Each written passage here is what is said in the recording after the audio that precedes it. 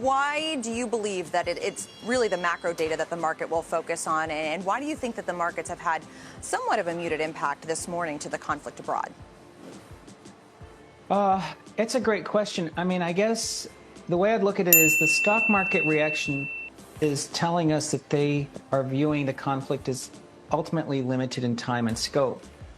If there was a bigger sell-off, I'd actually think the market was really smelling something much more dangerous and engulfing.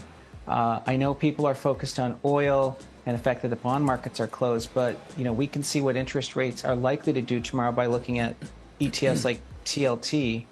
And it looks like interest rates are falling. I mean, I think that's a more singular impact on stocks anyways. What do you think the ultimate impact of that would be? You said interest rates should decline sharply when the bond market reopens on kind of this risk-off sentiment, breaking the higher for longer fever that's existed for a while now. If that does happen, how much support do you think it actually does provide for stocks? I think it's going to be quite substantial because, if we look at investors, they're looking at an economy that's been stressed and then now under increasing stress because long-term interest rates have really pushed up. I think we're seeing Fed governors starting to pushback's not the word, but start to realize that if it's term premia that's rising, that's acting as a huge drag on the economy. Well, now we have a conflict that could undermine consumer confidence.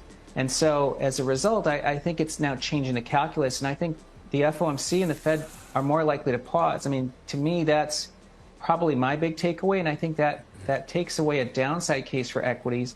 And it also makes it harder for interest rates to keep pushing higher, which, of course, is something that could break the economy. That was Logan's point this morning, Tom, all about term premium. And she's been known as being relatively hawkish. Couple that with the volume on TLT last week. Are you willing to make a call that rates have peaked? Carl, I'd love to be able to say that. I think bond markets are really tough to call. But, yeah, I mean, it looks like if you aren't seeing rates push up higher today, which means TLT's down, well, we might be running out of reasons for interest rates to keep going up. And as Walter Deemer says, when a parabolic move like this reverses, it's not taking the escalator. It's going to come down sharply. But, Tom, what about the oil impact here? In previous crises in the Middle East, we've seen oil skyrocket. Obviously, the dynamic is different today than historically. We can't make a direct analysis there. But, are you concerned at all about the potential for oil to go above $100 a barrel and the implications therein for, inflation to resurge?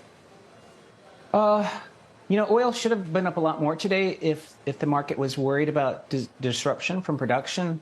I think oil really weakened. We've had supply cuts all year, and oil's been weakening because we know demand's quite weak. I don't think demand is necessarily picking up.